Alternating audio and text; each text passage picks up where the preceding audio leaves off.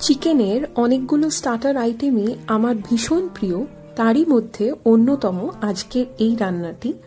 খুব সহজ রেসিপি, চলুন দেখে নেওয়া যাক। বোনলেস চিকেনের টুকরোগুলো নিয়ে নেওয়া হয়েছে।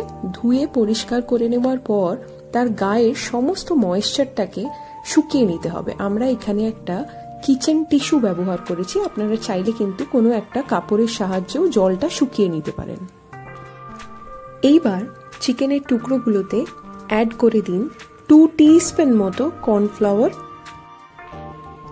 1 টিস্পুন মতো গোলমরিচ গুঁড়ো অ্যাড করে দেবেন, আর স্বাদ অনুযায়ী নুন অ্যাড করবেন। আমরা এখানে 1.5 টিস্পুন মতো নুন অ্যাড করেছি।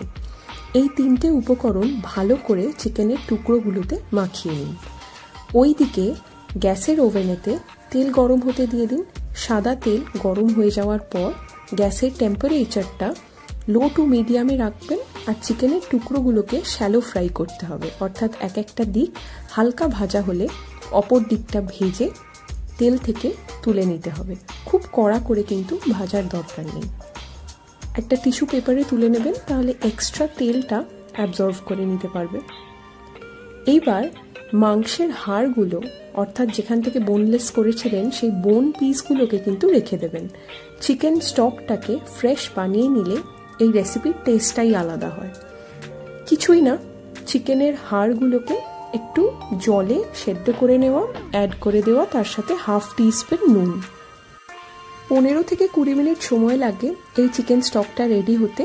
দেখবেন যখন রান্নাটা ফুটছে সেই সময় চামচের সাহায্যে এই ওপরে ভেসে ওঠা ইমপিউরিটিসগুলোকে ফেলে দেবেন।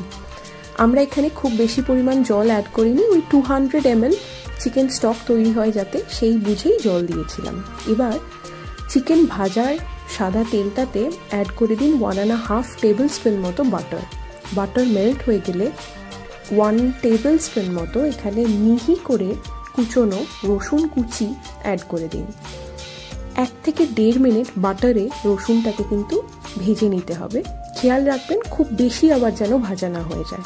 অ্যাড করে দিন 1 টিস্পুন মতো ময়দা। ময়দা অ্যাড করার পরেও আরও 1 মিনিট নেড়েচেড়ে নিয়ে অ্যাড করুন 1/2 teaspoon chilli flakes, 1/2 teaspoon oregano. আচ্ছা, নুনটা কিন্তু একটু বুঝে অ্যাড করবেন। আমরা এখানে 1/4 টিস্পুন নুন অ্যাড করেছি। নেক্সট এবার ভালো করে সব কিছু মিশিয়ে নেওয়ার পর আমরা একটা চিজ কিউব একদম গ্রেট করে অ্যাড করে দিয়েছি। এতে পুরো রান্নাটা একটু চিজি হবে, আপনারা চাইলে কিন্তু স্কিপ করে যেতে পারেন। এবার অ্যাড করে দিন ওই 200 ml মতো চিকেন স্টক, যেটা ফ্রেশ বানিয়ে নিলেন।